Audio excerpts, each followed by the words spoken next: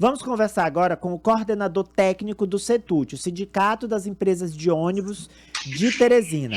Acontece na Câmara de Vereadores da capital uma CPI, uma comissão parlamentar de inquérito dos transportes públicos, que foi proposta pelo vereador Dudu, do Partido dos Trabalhadores.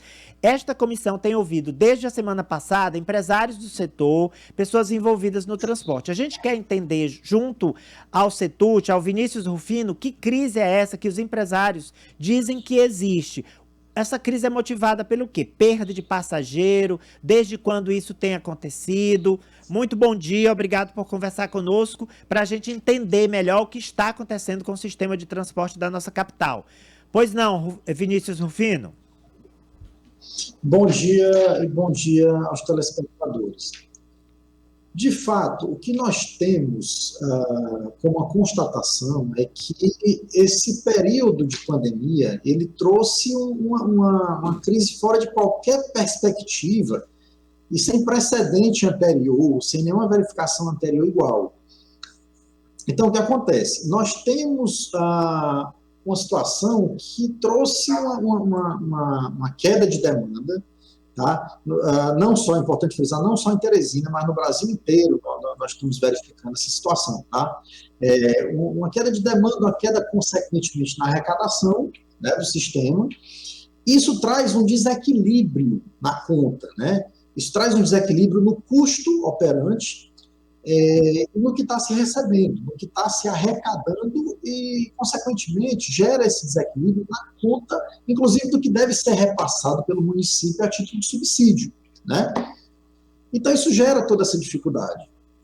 Nós temos situação de operadoras que estão com dificuldade, inclusive, de colocar óleo diesel nos veículos para poder rodar, né? E causa toda essa situação em que a gente se encontra. Então há uma perda, já havia uma perda gradativa de passageiros, mas essa perda se agravou com a pandemia. É possível manter o sistema funcionando bem, com todos os ônibus, com todas as frotas, sem a prefeitura repassar um subsídio, fornecer uma parte do custo mensalmente em dinheiro? Olha, veja só, isso é uma prerrogativa contratual, tá? Existe no contrato de concessão a determinação de que o município ele tem toda a autonomia para fazer a alteração que quiser no sistema. Aumentar frota, reduzir frota, especialmente no sentido de aumentar para garantir um atendimento dos usuários, né? Aumentar extensões de linhas, desde que seja respeitado com isso a garantia do equilíbrio econômico e financeiro do sistema. Então, à medida que eu tenho medidas que impedem os veículos de sair, que impedem as pessoas de trafegar normalmente, vamos dizer assim, e aqui eu não estou colocando, não estou dizendo que é culpa de A, B ou C, tá? A circunstância do sistema trouxe essa necessidade, mas houve a determinação para as pessoas não circularem, tá? Consequentemente, trouxe essa queda na arrecadação do sistema, tá? E uma queda na arrecadação do sistema que não foi acompanhada de uma redução de custo, tá? O custo operante, ele continuou proporcionalmente bem mais alto do que o que se arrecada. Então, há essa necessidade e prerrogativa contratual de que o município garanta o equilíbrio econômico desse sistema, né? Garanta, através de subsídios, né? Através dessa cobertura desse custo excedente, que o sistema possa rodar, né? Então, é perfeitamente possível você colocar a frota para rodar, você colocar o sistema, inclusive com a frota completa, desde que haja a garantia desse pagamento, né? Desde que haja a garantia desse subsídio para a cobertura do custo. Olha, tem uma pergunta aqui do Luiz Márcio para você, Vinícius. Estou conversando com o coordenador técnico do CETUT, Vinícius Rufino, sobre a crise no transporte público da capital. Ele diz o seguinte: ok, a prefeitura não está pagando as empresas como reza o contrato, é uma obrigação da prefeitura. Mas então o que explica que algumas empresas de ônibus continuam pagando os salários dos seus funcionários, enquanto outras estão há meses com salário atrasado? É interessante a pergunta do Luiz Márcio.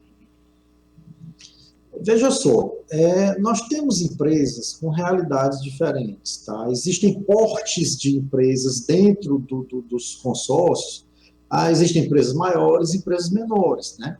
E, ao mesmo tempo, existe a operadora que tinha algum tipo de reserva e aquela outra que não tinha reserva nenhuma, tá? Ou não tinha, não vou dizer reserva nenhuma, mas que a reserva era menor. Então, as empresas, as operadoras do sistema, ou vamos frisar que as concessionárias do serviço, fica um termo mais adequado, elas estão indo até onde é possível ir.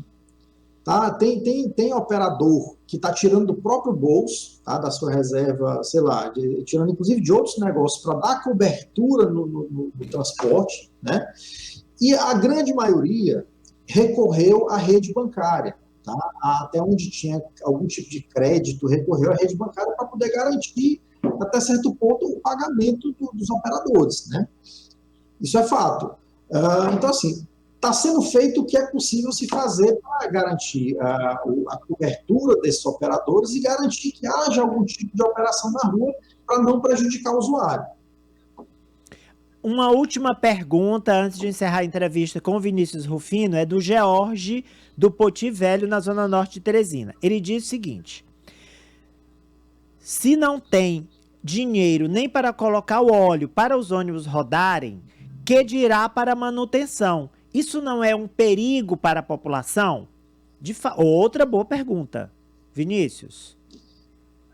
Conforme a gente vem falando, tudo está sendo feito para garantir a operação para o usuário, tá? Dentro do que rege os termos do contrato, dentro do que rege o código disciplinar. Então, assim, há esse cuidado com manutenção. Tá? O que está havendo, de fato, é a tentativa de colocar esses veículos na rua. Tá? Está sendo feito o que é possível se fazer para garantir que a frota que sai seja a frota adequada. Tá?